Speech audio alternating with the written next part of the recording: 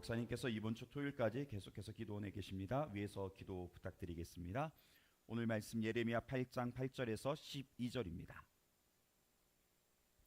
너희가 어찌 우리는 지혜가 있고 우리에게는 여호와의 율법이 있다 말하겠느냐. 참으로 서기관의 거짓된 붓이 거짓되게 하였나니 지혜롭다 하는 자들은 부끄러움을 당하며 두려워 떨다가 잡히리라. 보라, 그들이 여호와의 말을 버렸으니 그들에게 무슨 지혜가 있으랴. 그러므로 내가 그들의 아내를 타인에게 주겠고 그들의 밭을 그 차지할 자들에게 주리니 그들은 가장 작은 자로부터 큰 자까지 다 욕심내며 선지자로부터 제사장까지 다 거짓을 행함이라. 그들이 딸 내 백성의 상처를 가볍게 여기면서 말하기를 평강하다 평강하다 하나 평강이 없도다. 그들이 가증한 일을 행할 때 부끄러워하였느냐? 아니라 조금도 부끄러워하지 않을 뿐 아니라 얼굴도 붉어지지 아니하였느니라. 그러므로 그들이 엎드러질 자와 함께 엎드러질 것이라. 내가 그들을 벌할 때 그들이 거꾸러지리라. 여호와의 말씀이니라. 아멘. 어제 말씀처럼 새들도 자기가 돌아올 때를 알고 있는데 유다 백성은 돌아올 때를 알지 못하고 있죠. 그런데 문제는 뭐냐면 자신들은 안다고 생각합니다. 그리고 자신들은 돌아오지 않아도 돼. 난 지금 평안하고 괜찮다고 라고 생각하고 있습니다. 하나님께서 지금 예레미야 선지자를 통해서요, 이들의 이 상태, 거짓된 지식을 갖고 있고 거짓된 평안을 얘기하는 이들에 대해서 고발하고 계십니다. 예전에 2차 세계대전 관련된 영화를 본 적이 있습니다. 그건 뭐냐면 페르시아어 수업이라는 영화였습니다. 독일 각본가 볼프강 코라세의 단편소설인 언어의 발명을 원작으로 각색한 영화였습니다. 나치 수용소에 유대인이 끌려갔습니다. 유대인 포로로서 살기 위해서 그가 했던 일이 있습니다. 그건 뭐냐면 독일 나치 장교에게 자신을 어필했습니다. 나는 유대인이 아니에요. 난 페르시아인이에요. 이름이 약간 비슷했거든요. 그러면서 너 페르시아인이라면 페르시아어 해봐. 실제로 모릅니다. 그 누구도 모르니까 그때 그 유대인이 했던 일이 뭐냐면 자기도 전혀 알지 못하는 페르시아어 대신 즉석에서 언어를 만들어내기 시작했습니다. 그러면서 가짜 언어를 장교에게 가르치면서 하루하루 살아가는 거예요. 그러니 얼마나 피가 말리겠습니까? 새로운 단어를 잊지 않기 위해서 밤새 고민하고 외웁니다. 그렇게 포로 수용소에서 시간을 보내게 됩니다. 드디어 나치가 패망하게 되죠. 나치 장교는요, 착각했습니다. 그동안의 시간 동안 자기는 페르시아어를 배우면서 만약에 폐색이 점점 짙어지니까 나 저 페르시아에 가서 살아야지. 그리고 자신은 페르시아어를 정말 잘한다 생각했고 정말 공항에 갑니다. 이제 평안을 꿈꿉니다. 난 괜찮을 거야. 공항에서 입국 심사대에서 바로 들키죠. 왜요? 페르시아어가 아니니까요. 전혀 엉뚱한 말을 하고 있는 거죠. 제가 이 말씀을 드린 이유가 뭐냐면 지금 유다 백성과 종교 지도자들의 모습입니다. 우리는 하나님의 말씀을 안다고, 우리는 괜찮을 거야 라고 생각하고 있습니다. 우린 지혜가 있고 율법이 있다고 이 생각을 하고 있어요. 그래서 하나님께서 8절 상반절에서 너희가 어찌 우리는 지혜가 있고 우리에게는 여호와의 율법이 있다 말하겠느냐라고 말씀하십니다. 여러분, 하나님께서 고발하시는 거예요. 실은 자기 기만에 빠진 거짓 지식에 빠진 유대 백성과 종교 지도자들을 고발하시는 거예요. 여러분, 여기서 지혜가 단지 율법의 조항들을 아는 걸까요?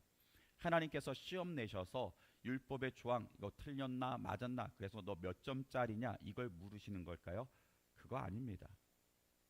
하나님께서 보시기에 지혜란 하나님과의 관계 속에서 주어지는 이 율법의 말씀을 올바른 삶의 방향과 축적된 분별력 등으로 사용하고 있느냐, 즉 하나님의 말씀이 기준이 되어서 자신의 삶을 갖고 나가고 있느냐, 그게 참된 지혜 아니겠습니까?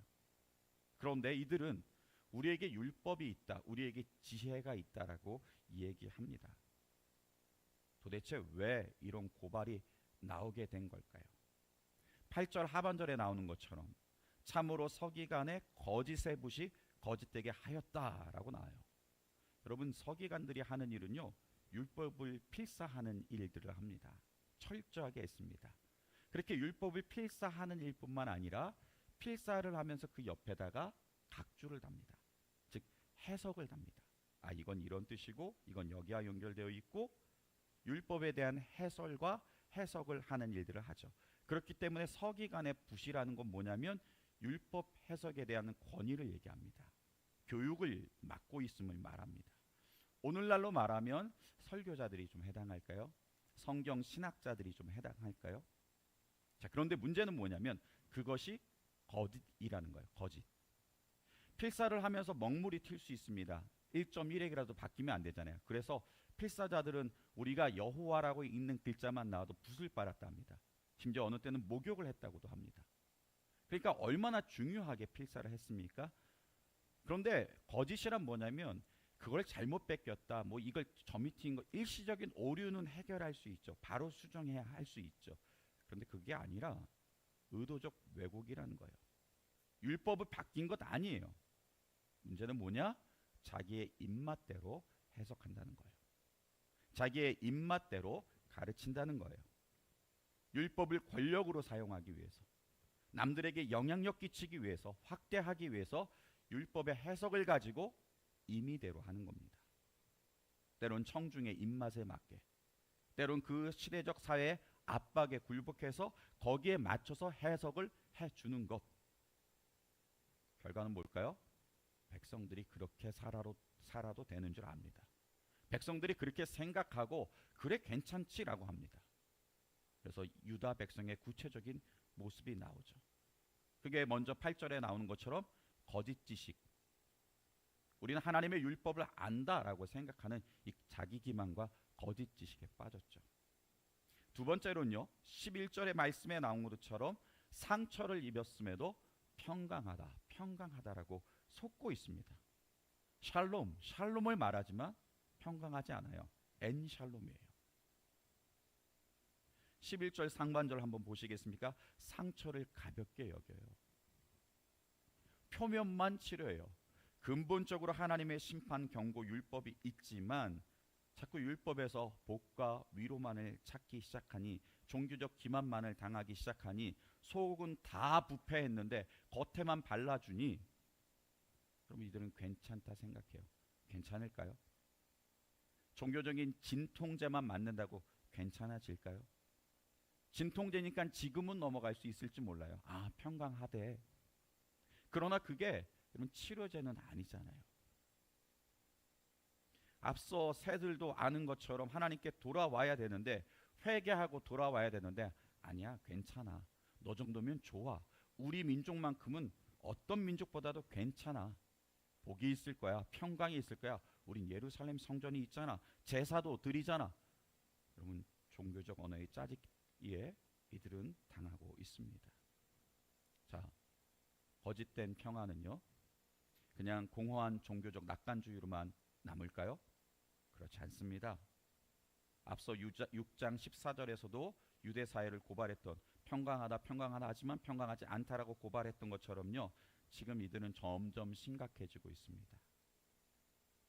공허한 종교적 낙관주의가 아니라요, 거짓 예언자, 거짓 말씀에 심각하게 속고 있습니다. 여러분, 참 선지자가 아니라 실은 심판을 재촉하는 가짜 선지자들에 의해서 이들은 자신의 질병이 더욱더 중하게 되고 있음을 모르고 있는 겁니다. 자, 에스겔서 13장 10절에도 그들이 내 백성 유혹하여 평강이 없으나 평강이 있다 함이라. 어떤 사람이 담을 쌓을 때 그들이 회치를 하는도다.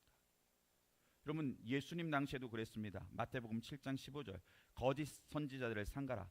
양의 옷을 입고 너희에게 나오지만 속은 뭐라고 말씀하실까요? 일이라. 속은 일이라고 말씀하십니다. 자, 그러니 이렇게 거짓된 지식과 거짓된 평안에 속으니 이들의 모습은 어떤 모습으로 완전히 변질되기 시작할까요? 12절에 나오는 것처럼 그들이 가증한 일을 행하면서도 부끄러워하지 않아요. 얼굴색이 빨개지지도 않아요. 여러분, 가증한 일은 종합 세트입니다. 우상 숭배에도 해당하고, 도덕적 부패도 해당하고, 약자를 착취하는 것도 해당하고, 성적 타락도 해당이 됩니다. 그런데 이런 일들을 하면서도 부끄러워하지 않는다는 거예요. 그러면 우리가 궁금합니다. 아니 도대체 율법이 있는데 어떻게 이럴 수 있지? 근데 그거 아십니까? 역설입니다. 율법이 있기에 오히려 부끄럽지 않고 오히려 얼굴이 빨개지지 않는 거예요. 왜요? 거짓된 율법이었잖아요. 괜찮다라고 들었습니다. 그거 괜찮은 일이야. 거짓된 지혜로 들었습니다. 거짓된 평안으로 들었으니까요. 차라리 율법이 없었으면 양심상 찔리기라도 할 텐데 율법이 오히려 그들의 잘못된 것들을 주장해주는 근거가 되는 거예요. 그러니 어떻게 될까요? 아무 문제 없는데? 오히려 당당하게 얼굴 빨개지지 않는 겁니다. 마치 주일에 와서요 엉뚱하게 위로받고 그래 다음 주간 더욱 힘있게 죄 지어도 되겠구나. 마치 이와 같은 맥락 속에 살아가는 거예요. 그래서 이사야 29장이 뭐라 합니까? 이 백성이 입으로는 나를 가까이하며 입술로는 나를 공경하나 그들은 마음은 내게서 떠났고 그들이 나를 경외함은 사람의 계명으로 가르침을 받았을 뿐이라. 하나님의 말씀으로 받아야 되는데 사람의 계명으로 그냥 가르침을 받은 거예요.